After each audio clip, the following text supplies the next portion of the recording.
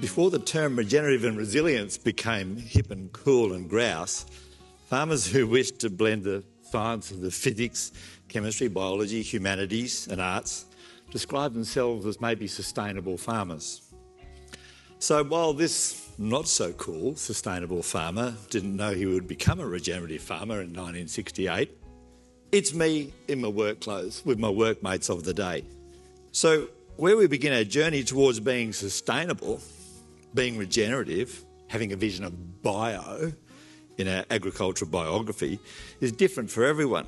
So what we spray out or feed out or grow out to become food and to clothe the planet is up to us as individuals.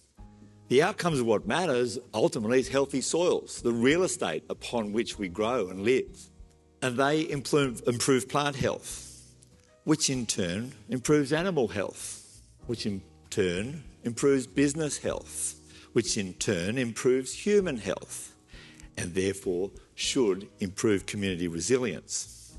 Livestock have been a natural part of the planet's landscape for millennia now. It's nothing new.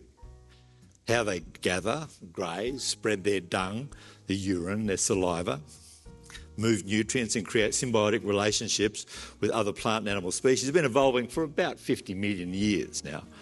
Whilst individual animals might be unpredictable when interacting with humans, their behaviour as a species, when you leave them alone to roam in mobs, herds and natural systems, is quite predictable. Livestock grazed in all variety of grass and shrubland can have a powerful impact, positively and negatively.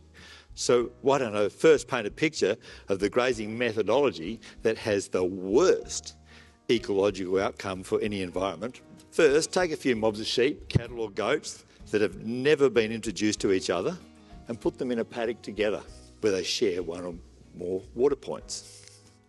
Secondly, leave them there for long enough for the soils around the water points to become bare. Thirdly, open the gate and then just let them move themselves into an adjacent paddock in their own time and come back a few days later and shut the gate.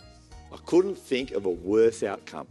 And then when the time comes for some intense operation, get a motorbike or 5, a helicopter or 2, a large cage, otherwise known as a set of yards, jam them in there, get the operation over as fast as humanly possible and let them go again.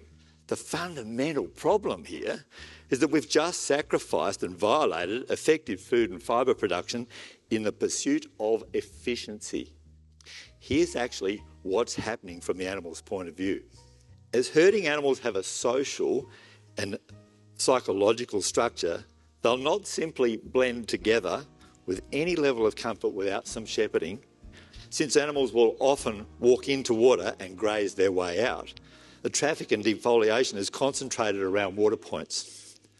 How much is too much? Well, depending on the species, but a rebite of a grass plant or shrub that's trying to recover from a significant bite sometime in the previous 3 to 14 days may be too soon.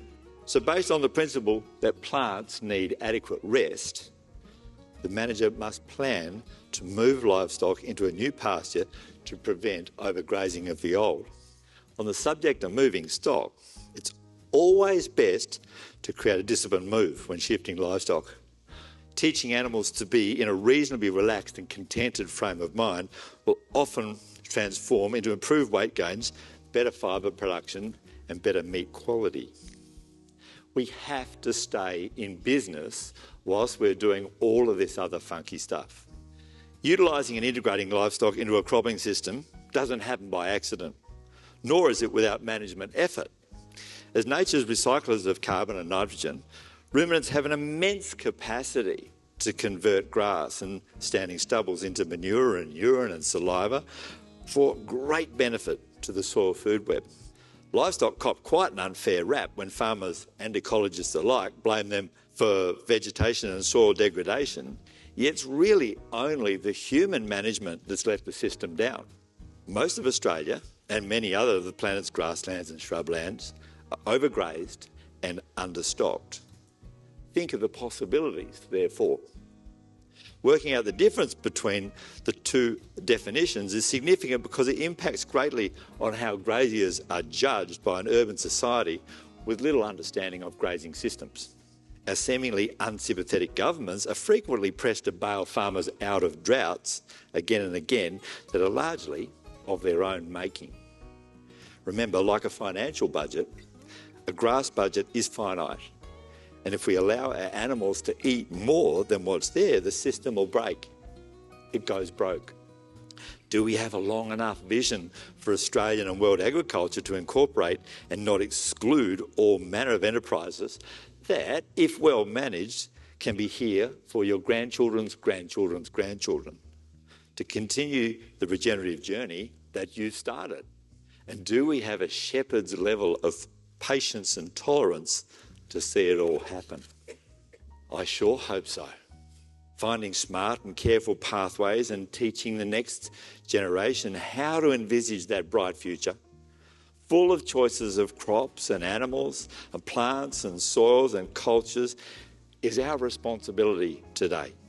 So that's why at RCS we've created the world's best farm management short course, and it's called the Farming and Grazing for Profit School. It keeps you in business whilst you are doing all this other stuff. And we're hugely proud of the graduates who've gone home and are profitably changing their land and their crops, and their animals and their people, all for the better.